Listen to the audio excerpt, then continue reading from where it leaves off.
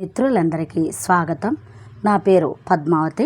Story హబ్లో ఇవాళ మనం వినబోయే కథ అత్తగారి కథల నుంచి శ్రీమతి భానుమతి రామకృష్ణ గారు రచించిన మరో ప్రపంచం. ఒక హాస్య కథ వినేద్దామండి. అలనాడు బ్రహ్మ మట్టితో మానవ సృష్టి అంతా చేశాడని పెద్దవాళ్ళు కథలు చెబుతూ ఉంటారు. బ్రహ్మ మనిషికి తల, కాళ్ళు, చేతులు చేశాడే కానీ అవి విరిగిపోకుండా చేయలేకపోయాడు. అవి విరిగినప్పుడు పుత్తూరు వైద్యుల దగ్గరికి వెళ్ళాల్సిందే కానీ బ్రహ్మ మాత్రం రిపేర్ వర్క్ పెట్టుకోలేదు. కేవలం సృష్టించడం వరకే తన పని అన్నాడు. ఈ విషయంలో ఆయన మానవ కోటిని చిన్న చూపు చూశాడనే చెప్పాలి. పోనీ సృష్టి తను చేసి రిపేర్ వర్క్కి ఒక అసిస్టెంట్ని పెట్టుకుంటే ఈరోజు ఇన్ని హాస్పిటల్స్ ఉండేవి కావు. ఎంబీబీఎస్ సీట్లకి ఇంత డిమాండ్ ఉండేది కాదు. మానవులకు ఆ కొరత బ్రహ్మ వల్ల తీరకపోయినా మా కొలువు బొమ్మలకు ఆ కొరత లేకుండా నేను ప్రతి సంవత్సరము ఫ్రాక్చర్ అయిన వాటిని, యాక్సిడెంట్లలో తలలు, కాళ్ళు, చేతులు విరిగిన వాటిని వేరేగా తీసి తక్షణం తలలు లేని వాళ్లకు తలలు, చేతులు లేని వాళ్లకు చేతులు, చర్మం పెట్టినట్లు రంగులేసి వగైరా కావలసినవన్నీ తగిలించి బొమ్మలన్నింటినీ రిపేర్ చేసి కొత్త బొమ్మలతో పాటు పాత వాటిని తీర్చిదిద్దుతూ ఉంటాను. అయినా వీధిని ఎవరు తప్పించగలరు అన్నట్లు కొన్నింటిని రిపేర్ చేయలేకపోతూ ఉంటాను. ఉదాహరణకు, ఒకడు ఆవుకు నీళ్లు పెడుతున్నాడు. తొట్టి ఉంది, ఆవు లేదు. వాడి తల కూడా లేదు. నీళ్లు పడుతూ కూర్చున్న వాడి చెయ్యి మాత్రం తొట్టి దగ్గరికి చాచి ఉంది. వాడి తల కోసం బొమ్మల పెట్టెలన్నీ గాలించాం. ఎక్కడా దొరకలా. ఇంకా ఎవరెవరి తలలో దొరికాయి. ఆ తలలు ఎవరెవరివో తెలుసుకోవడానికి ఆ తలలు లేని వాళ్ళ కోసం గాలించటం మొదలుపెట్టాం. కొన్ని దొరికాయి. కానీ ఆవుకు నీళ్లు పెట్టేవాడి తల, ఆవు రెండూ దొరకలా.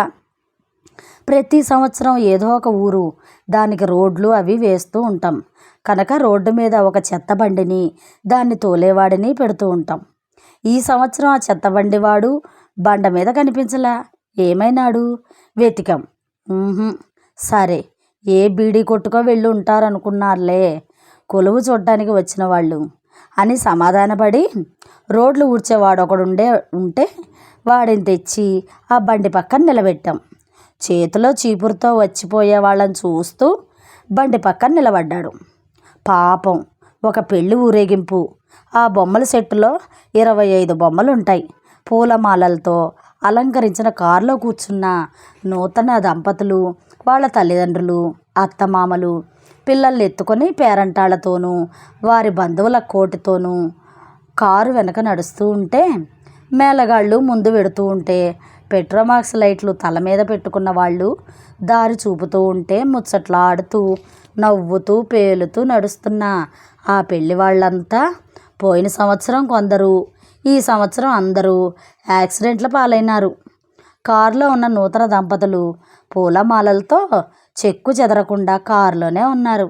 వాళ్ళకే ప్రమాదము కలగలేదు. డ్రైవర్ చేతుల్లో స్టీరింగ్తో సహా వేరేగా కనిపించాడు.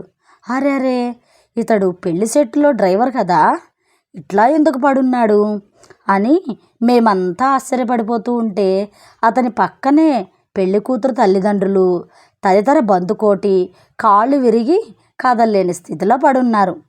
మేళగాళ్ళంతా ప్రమాదకరమైన యాక్సిడెంట్ల పాలైనారు. అతనికి చేతిలో ఉన్న సన్నాయితో పాటు చెయ్యి విరిగింది. డోలు వాయించేవాడి డోలుతో పాటు తల కూడా పగిలింది. తాళం వేసేవాడు తల ఉంది, కాళ్ళు పోయాయి. బూరగ ఊదేవాడి బుగ్గలు మాత్రం నిగనిగలాడుతూ ఉన్నాయి. అంతా పోయాక ఇక అతనొక్కడిని ఆ కారు పక్కన నిలబడితే ఏం బాగుంటుంది? లాభం లేకుండా పోయింది. ఆ సెట్టు తీసి మొలబడేశాం. అందులో చావు తప్పి కన్నులొట్టబోయి బ్రతుకు జీవుడా అంటూ ఓ మూల కనిపించిన 2-3 పెళ్లివారిని తీసుకెళ్ళి ఓ దేవాలయం ముందు నిలబెట్టాం. గుంపులో గోవిందా అన్నట్లుంటారని. ఒక ట్రాఫిక్ పోలీసు పాపం 3 సంవత్సరాలుగా చేతిలో స్టాప్ లైట్తో వచ్చిపోయే కార్లను ఆపుతూ పంపుతూ ఉన్నాడు కొలువులో. అలాంటి వాడు ఈ సంవత్సరం ఘోర ప్రమాదానికి గురైనాడు. కాళ్ళు 2 పడి బోట్లతో సహా మోకాళ్ళ దాకా విరిగాయి. ముక్కు చదరమైపోయింది. పక్కకు చాచిన చెయ్యి చాచినట్లు ఉంది. స్టాప్ ప్లేటు పట్టుకున్న చెయ్యి కాస్త విరిగిపోయింది. లోపల ఇనపతీగ ఉన్నందువల్ల కంట్రోల్ లేకుండా మడిగట్టు దగ్గర నుంచి ఎటు తిప్పితే అటు తిరగటం మొదలెట్టింది. అలాంటి పోలీసు ట్రాఫిక్ కంట్రోల్ చేయకపోతే అతని గతే అందరికీ పడుతుందని తక్షణం అతన్ని సర్జరీ వార్డుకు తరలించాం. రక్తి, భక్తి, ముక్తి అన్న పదాలకు తాత్పర్యం కూడా ఒకవైపు గోపిక వస్త్రాభరణం, రెండో వైపు గజేంద్ర మోక్షం, మధ్యలో ఆదిశంకరులు శిష్యకోటితో కూర్చొని ఉండటం. 3 వరుసగా ప్రతి సంవత్సరం కొలువులో అమర్చటం జరుగుతుంది. వీటిల్లో గజేంద్ర మోక్షం చాలా సున్నితమైంది. అందుకే చాలా భద్రంగానే చూస్తూ ఉంటాం దాన్ని. కానీ ఈసారి మా పని పిల్లవాడు దాన్ని పెట్టెలో నుంచి చటుక్కుని తీయడంలో ఒంటికాళ్ళ మీద నిలబడ్డ గజేంద్రుడు బ్యాలెన్స్ తప్పి కింద పడి కాలు దగ్గర నుంచి 2గా చీలాడు. అరెరే, రెండో కాలేది, అది విరిగిందా అంటూ కంగారు పడ్డాం. తీరా చూస్తే రెండో కాలు ముసలి నోట్లో సేఫ్గా ఉంది. ఏనుగు 2గా చీలడం చేత అతికించటం అతి సులభం అని సర్జరీ వార్డుకి మళ్ళించాం ఏనుగును. సర్జరీ వార్డుకి హెడ్గా మా చెల్లెలి కొడుకు చంద్రు, వాడికి అసిస్టెంట్ మా ఆడబిడ్డ మనవడు రామసాయి. చంద్రుకి విరిగిన బొమ్మలు అతికించడం అంటే విపరీతమైన సరదా. వాడికి ఎంత సరదా అంటే కొన్ని మంచి బొమ్మలు కూడా సైలెంట్గా విరగ్గొట్టి అతికిస్తూ ఉంటాడని చంద్రు మీద కోపం వచ్చినప్పుడు రామసాయి గమ్ము మట్టి అందిస్తూ ఉంటే చంద్రుకి అతి నైపుణ్యం గల సర్జన్ లాగా ఫోజు పెట్టి బొమ్మలు అతికిస్తూ ఉంటాడు. వాడే తీసుకెళ్ళాడు ఏనుగును బ్రతికిస్తానని. మరుక్షణం ఆ సెట్టు తీసి అవతల పెట్టడంలో ముసలి కూడా కింద పడి 3 ముక్కలైపోయింది. కానీ గజేంద్రుడు కాలు మాత్రం వదలలేదు. మొత్తానికి ముసలి చచ్చి సాధించాననిపించుకుంది. ఇక ఆ సెట్టులో మిగిలిందల్లా కాస్త ఎత్తుగా ఉన్న చిన్న కొండ. ఆ కొండపైన శ్రీదేవి భూదేవులతో కొండలోకి గుచ్చి ఉన్న ఇనుప చువ్వ మీద నిలబడ్డ గరుత్మంతుడి వీపు మీద కూర్చొని గడ మీద ఎక్కి సాము చేసేవాడిలాగా తన్నెప్పుడు కింద పడతాడో అనే భయంతో 2 భార్యల నడుము 2 చేతులతో గట్టిగా పట్టుకొని బెదిరిపోయి చూస్తున్నాడు బదరీనారాయణుడు. ఆ సెట్లు రిపేర్ చేసి ప్రయోజనం లేదని తీసి ఓ మూల పడేశాం. ఇక ప్రతి సంవత్సరం మాకు న్యూసెన్స్గా కనిపించే బొమ్మల సెట్టు ఒకటి ఉంది. అదే గోపిక వస్త్రాభరణం. మొత్తం 8 మంది గోపికలు ఉన్నారు. అదేలేండి, బట్టలు లేకుండానే. చుట్టూ ఉన్న చీరలతో చెట్టు మీద కృష్ణుడు మురళి వాయిస్తూ కూర్చున్నాడు.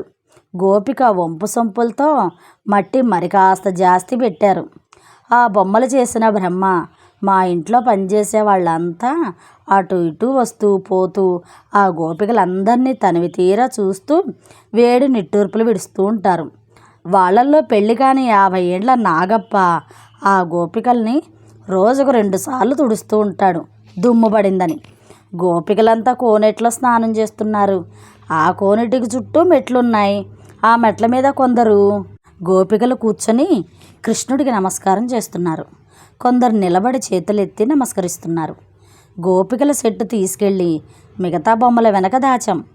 అయినా పనిచేసే మగ పురుగులు ఆ వైపు తిరగడం చూసి కొలువు రోజు దాకా బయటకు తీయకూడదని వాళ్ళందరినీ సెన్సార్ గదిలో ఉంచాం. ఆ బొమ్మ సెట్టు లోపల దాచేసరికి పని వాళ్ళల్లో ఉత్సాహం తగ్గింది. అంతకుముందు గోపికల్ని చూస్తూ మేము అడక్కపోయినా అన్ని పనుల్లోనూ సహాయపడుతుండిన నాగప్ప 10 సార్లు పిలిచినా పలకడం లేదు.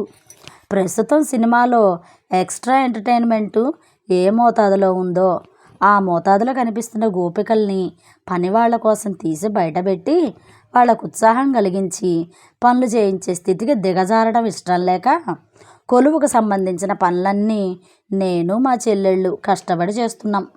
సినిమాల్లో పౌరాణికాలు, జానపదాలు, సాంఘికాలు ఉన్నట్లు గోపిక వస్త్రాభరణం దగ్గర నుంచి అపోలో దాకా అన్నీ ఉన్నాయి మా ఇంటి కొలువులో. అపోలో నుండి తీసిన ఫోటోల్లో భూమి గుండ్రంగా చంద్రుడి కంటే అందంగా కనిపిస్తుంది.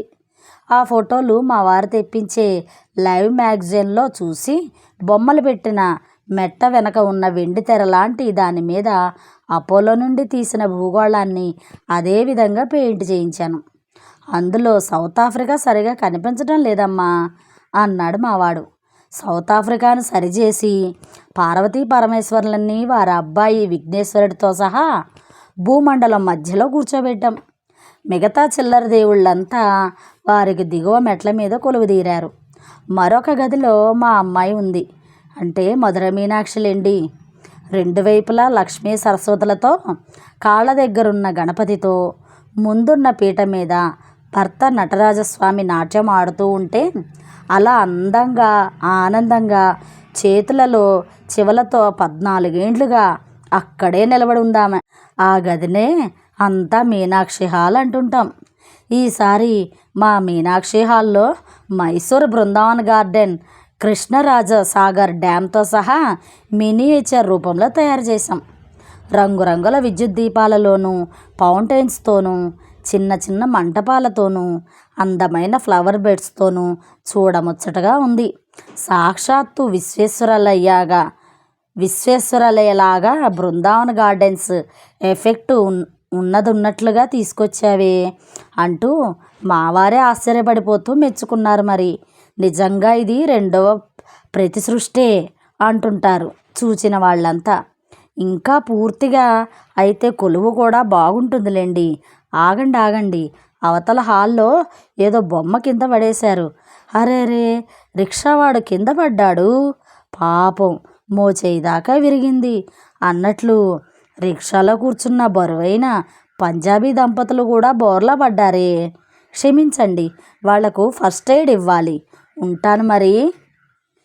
ఎలా ఉంది మిత్రులు? నా గొంతు సహకరించలేదు, కొంచెం బొంగురుగా ఉన్నట్లుంది. మరొక మంచి కథలో మళ్ళీ కలుస్తాను. Thank you. నమస్తే.